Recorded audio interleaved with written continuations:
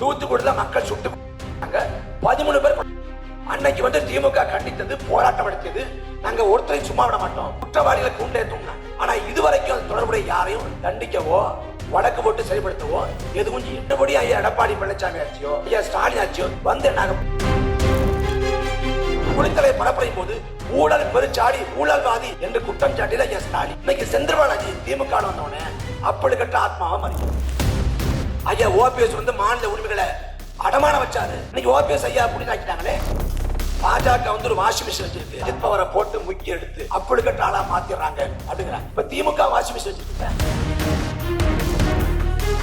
இப்ப திமுகவுக்கு அதிமுக என்ன மாறுபாடு கேட்டா நான் கொள்கை கூட்டணிக்கிறாங்க. இப்ப காங்கிரசும் திமுகவும் கோட்பாட்டு முரணா இல்ல கொள்கை முரணா இல்ல நிலைப்பாட்டு முரணா? 10 சீட்டு. அப்ப 10 சீட்டு தான் திமுக காங்கிரஸ் கூட்டணியை தீர்மானிக்கும்னா என்ன கோட்பாடு? தூத்துக்குடியில் 10 பேர் கொலை செய்யப்படுறாங்க. அது கொலை. கொலை நடந்தப்ப யாரு கொலை பண்ணாங்களோ அவங்க மேல கொலை வழக்கு போட்டு கைது பண்ணாம ஏன் ஆணையம்னு காலம் கடத்தீங்க?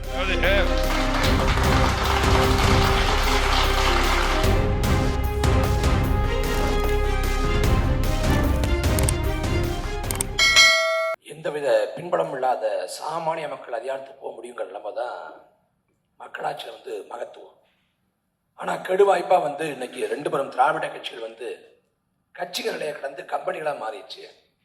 அதுல வந்து வரப்போற சட்டமன்ற பொதுத் தேர்தலில் ஒரு தொகுதிக்கு வந்து திமுகவும் அதிமுகவும் செலவு செய்ய போற தொகைங்கிறது மிக குறைந்தது 30 கோடி, அது 50 கோடியாக உயரலாம். அதே சமயம் ஒரு சட்டமன்ற உறுப்பினரோட தொகுதி மேம்பாட்டு நிதிங்கிறது ஆண்டு ஒன்றுக்கு 3 கோடி, 5 ஆண்டு சேர்த்து 15 கோடி. அப்ப திமுகவும் அதிமுகவும் வந்து ஊழல் செய்யறாங்க, வந்து முறையீடு செய்யறாங்க அப்படிங்கிற கடந்து இவங்க வர்றப்ப முறையீடு செய்யறாங்க, ஊழல் செய்யறாங்க. அப்ப இந்த வெல்ற முறை, இந்த எதிர்கொள்ற முறையே மிக பிழையா இருக்கு. அப்ப இந்த ஆட்சி முறையில லஞ்சத்தை ஒழிக்க முடியாது, ஊழலை ஒழிக்க முடியாது, நிர்வாக சீர்கட்ட போக்க முடியாது. இதுக்கு ஒரு மாற்றான அரசியல வந்து நாம் தமிழர் கட்சி கட்டி எழுப்புது. நாங்க 2010 வந்து கட்சி தொடங்கினோம். 16, 19, 21, 24 4 பொதுத் தேர்தலை எதிர்கொண்டோம். அதாவது பணம் இருந்தாதான் இன்னைக்கு வாக்களை பெற முடியும், பணம் இருந்தாதான் நீ தேர்தலை போட்டி பண்ண முடியுங்கிற நிலையை தகர்த்து பணம் இல்லாத ஏழை எளிய பஞ்ச பிராஜ்லி பிள்ளைகள் வந்து தேர்தலில் களம் கட்டு கருத்துக்களை சொல்லி கோட்பாட்டை சொல்லி மக்களுக்கு விழிப்புணர்வு ஏற்படுத்தி மக்களை அரசியல்படுத்தி களத்திரன்னு மக்களுக்காக பாடுபட்டு மக்கள் நம்பிக்கையை பெற்று நாங்க வந்து 1.1 8.1 விழுக்காடு வாக்களிப்பட்டிருக்கோம்.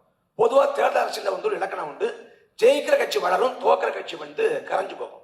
அந்த நியதிக்கு மாறாக நாம் தமிழர் கட்சி 4 பொதுத் தேர்தலில் வெற்றி ஏற்றலாம் கூட நாங்க 1.1 8.2 விழுக்காடு உயர்ந்திருக்கோம்னா எங்களோட கோட்பாட்டு உறுதிப்பாடு கிடைச்ச அங்கீகாரம் தான் இது. இதுல திமுக அதிமுக 2 பெரும் திராவிட கட்சிகள். இதுல திமுக வந்து தமிழ்நாட்டை 25 ஆண்டு ஆண்டுச்சு, அதிமுக 31 ஆண்டுகள் ஆண்டுச்சு. திமுக ஆட்சியை மக்கள் பார்த்துட்டாங்க, அதிமுக ஆட்சியை மக்கள் பார்த்துட்டாங்க. இப்ப யாரு முதலமைச்சரா வர போறா அப்படின்னு அனுமானிக்கிறத விட யாரு வரணும் அப்படின்னு பேச சரியா இருக்குன்னு நினைக்கிறேன்.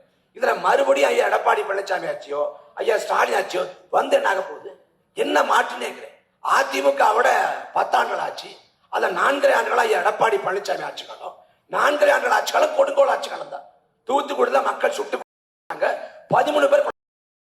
அன்னைக்கு வந்து திமுக கண்டித்தது, போராட்டம் நடத்தியது.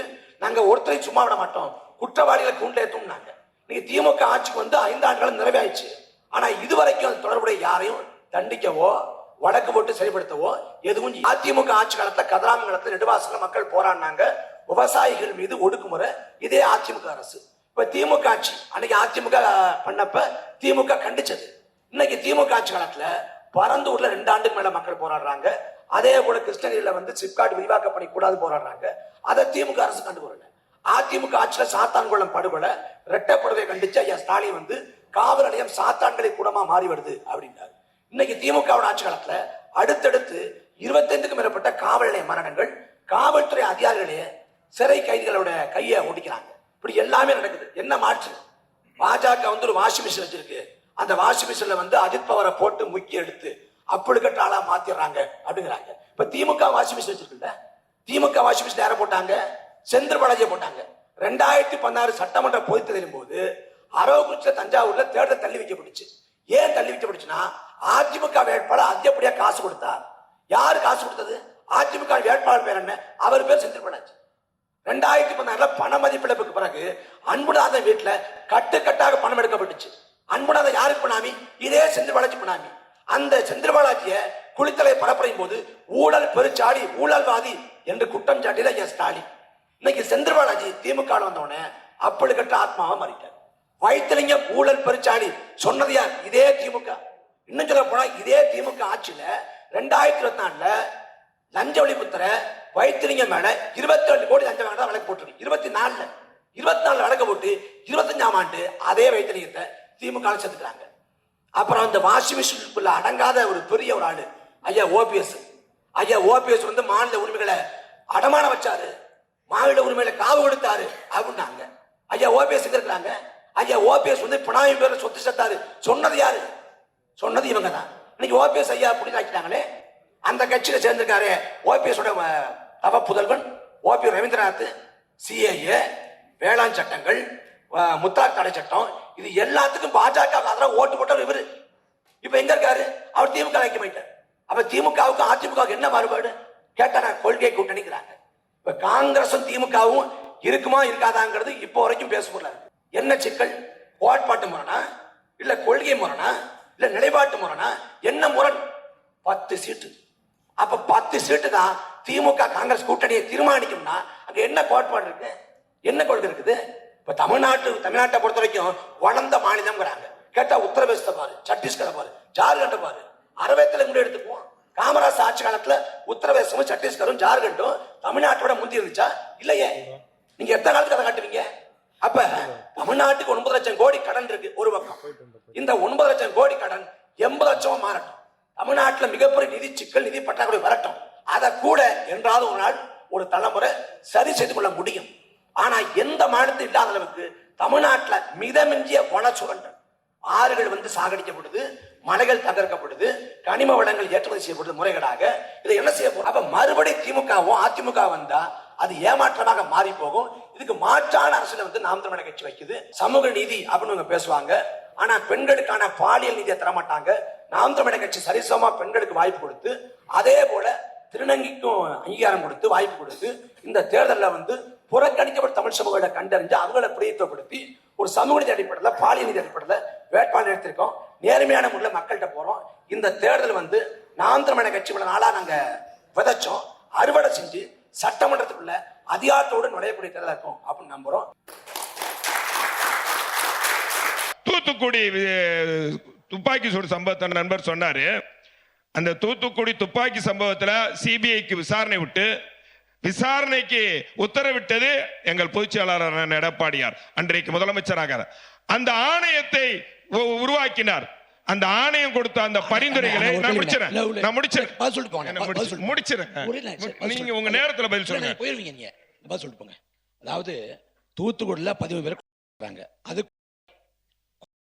யார் கொலை பண்ணாங்களோ அவங்க மேல கொலை வழக்கு போட்டு கைது பண்ணாம ஏன் ஆணையம்னு காலம் கடத்தீங்க? இங்க பாருங்க, அதாவது ₹1 கூலி உயர்வுக்காக தாமிரபரணி ஆத்துல ஓட ஓட விட்டு 18 பேரை திமுக. அதை பேசுவோம், நான் அதையும் பேசுவோம். அன்றைக்கு முடிச்சிடறேன். அன்றைக்கு துப்பாக்கி சூடு சம்பவத்தை உண்மையிலே அந்த செய்தது போலீஸ் அதிகாரிகள். அந்த போலீஸ் அதிகாரிகள் முடிச்சிடறேன், போலீஸ் அதிகாரிகள் உத்தரவிட்டார்கள். அதற்காக தான் அவர்கள் மேல விசாரணை கமிஷன். முடிச்சிடறேன் சார். நான் புரிஞ்சுக்கிட்டேன். எடப்பாடி பழனிசாமி சம்பந்தம் இல்ல, அப்படித்தானே? எடப்பாடி பழனிசாமி சம்பந்தம் இல்ல. அதாவது ஒரு முதலமைச்சர் என்பது சம்பந்தம் இல்லைங்க. ஏன்னா காவல்துறை அதிகாரியினுடைய கட்டுப்பாட்டில் அந்த மாவட்டம் இருக்கு. அவர்கள் எந்த முடிவும் எடுக்க முடியும். இதுதான் சட்டம். உங்களுக்கு என்னடா, உங்களுக்கும் தாவேக்காக்கும் சட்டம் தெரியாது, அரசியல் தெரியாது, ஆட்சித்திறன் தெரியாது, நிர்வாகம் தெரியாது, ஒண்ணுமே தெரியாது. ஆனால் உங்களுக்கு வாய்க்கு தகுந்த மாதிரி எல்லாம் வட சுடுவீங்க, மக்களை ஏமாத்துவீங்க. நான் ஆட்சிக்கு வந்தா ஜிஎஸ்டி கட்ட மாட்டேன் சொல்லுவாரு. ஜிஎஸ்டி கட்டாம நான் ஆட்சி அமைப்பேன் பாரு. சாத்தியம் இல்லாத விஷயங்கள் பேசுறதா உங்களுக்கு நேரம். தயவு செய்து முடிச்சேன். ஒரே ஒரு கேள்விதான். இப்ப 26ல தேர்தல் அறிக்கை கொடுக்க போறீங்களா? கொடுப்பீங்கல்ல? 26 தேர்தல் அறிக்கையில நாங்க மறுபடியும் ஆட்சிக்கு வந்தா தூத்துக்குடியில எங்க ஆட்சியை எவன் கொண்டாங்களோ அவங்க மேல கொலை வழக்கு பதிவு பண்ணி நாங்க சிறைப்படுத்த கொடுப்பீங்களா? நிச்சயமாக அவர்கள் மீது இந்த ஆணையம் கொடுத்த கேளுங்க சார். ஒரு விசாரணை கமிஷன் இல்லாம எதையுமே சரி பண்ண முடியாது. நீங்க இங்க பாருங்க, நீங்க சார் உங்களுக்கு நான் தான் மீண்டும் சொல்றேன், அரசியல் என்ன, சட்டம் என்ன, அதிகாரம் என்ன ஒண்ணுமே தெரியாது. சீமானுக்கும் தெரியாது, உங்களுக்கும் தெரியாது. சார் சொல்றது கேளுங்க சார். நான் நேரம் அருமை. ஒரே ஒரு செய்தி தான். துப்பாக்கி சூடு என்னைக்கு நடந்துச்சு சொல்லுங்க. மே 21. எடப்பாடி பழனிசாமி தெரியாது, அப்படித்தானே? துப்பாக்கி சூட்டை அன்றைக்கு நடத்த உத்தரவிட்டது அன்றைக்கு அந்த மாவட்டத்தோட எஸ்பி. அவருக்கு தெரியாது. மாவட்ட எஸ்பி சார், அவர்களுக்கு அதிகாரம் இருக்கு சார். அவர்களுக்கு அதிகாரம் இருங்க. மே 20 100 நாள் போராட்டம் நடந்துச்சு. அது அமைதியாக தானே நடந்தது. மே 21 2018 நடந்த துப்பாக்கி சூடு எடப்பாடி பழனிசாமி தெரியாது. மே 22ஆம் தேதி நடந்து தெரியுமா? அதுவும் தெரியாதா சார்? ஒரு நிமிஷம். 21 தெரியாது, 22 தெரியாது. அடுத்தடுத்து கைது பண்ணாங்களே வீடு புகுந்து, அது எடப்பாடி பழனிசாமி தெரியுமா? சார் ஒரு விஷயம் அதான் சொல்றேன். உங்களுக்கு வந்து ஆட்சி கேள்விக்கு அது பதில் இல்ல. கேளுங்க சார். கைது பண்ண சொல்றது யார்? நீங்க தூத்துக்குடில புகுந்து வீடு வீடா போய் கைது பண்ண யார்? கேளுங்க சார். இங்க கேளுங்க.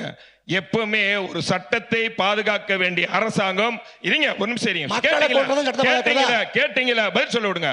பாதுகாக்க வேண்டிய அரசாங்கம் சட்ட பிரச்சனை அந்த பகுதியிலே எதுவும் ஏற்படக்கூடாது என்பதற்காக இது போன்ற நடவடிக்கை எடுப்பார்கள். உங்களை போல நான் சட்டத்தையும் பார்க்க மாட்டேன், வாய்ச்சவடாலே ஆட்சியை முடிச்சிருவேன் சொல்லக்கூடிய உங்களுக்கு எனக்கு நேரம் இல்லாத ஒரே காரணத்தால் நீண்ட விளக்கத்தை கொடுக்க முடியல. தயவு செய்து சொல்றேன்.